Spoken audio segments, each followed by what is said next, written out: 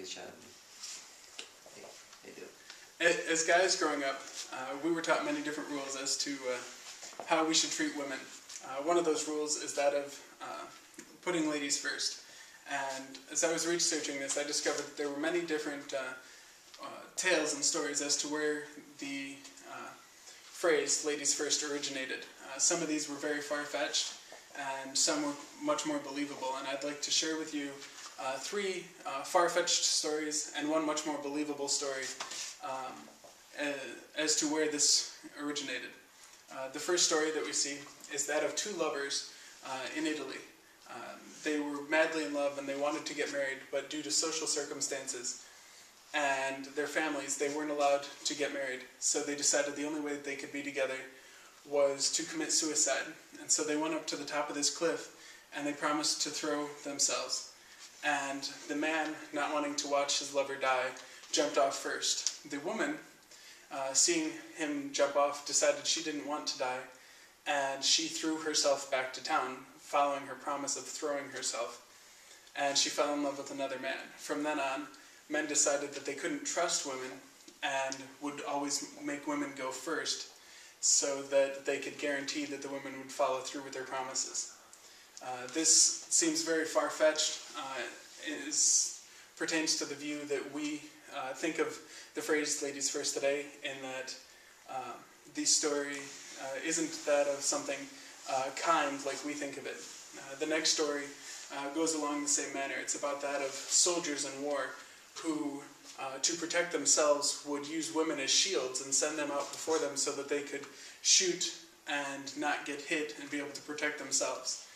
This kind of reminds me of a story, of a phrase that Ted Dekker uses in his Lost Books, saying that we should never mistake a woman as an opportunity for bliss. We shouldn't use women for our own good, or use them as selfish acts, whether it's to protect ourselves or for other things.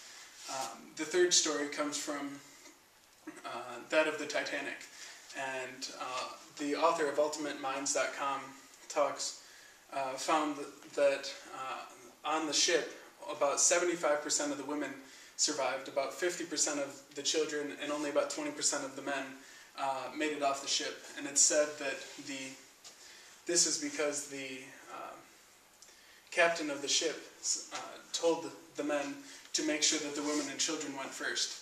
And so, thus the phrase ladies first. It's a little more believable than the other two, but still a little far-fetched, especially because we can't prove what the captain said because the captain didn't survive. The last story is much more believable in that it's that of, from the Middle Ages, of the knights who, as part of their honor code, as part of their creed, were taught to be chivalrous and were taught to be respectful to ladies. And the most honorable way that they had to do that was when they escorted a lady to a ball. Ladies' dresses in that time were very big, very difficult to move in, and had massive trains that followed them. And in order to go through a door, they would have to have their escort, the man or the knight, open the door for them so that they could get through, because they couldn't hold the handle and get through. So they would have to hold the door and let the lady go first, and then follow behind so that the lady and her dress could get through. This is much more believable and makes much more sense than the other ones, and has become, it went from the knights to the common people, and throughout the ages has continued along, even though women's dresses have shortened up and gotten much smaller and much lighter so that they could open the doors themselves. It's become much more of a gentleman type thing. So it doesn't matter whether we are two lovers in Italy who love each other, or whether it was in the Middle Ages where this was developed. It has become a commonplace phrase so much today that it seems like every day at meals or different things we hear people saying to let the ladies go first. So don't forget that this isn't an act of selfishness, but it's an act of being a gentleman to the ladies.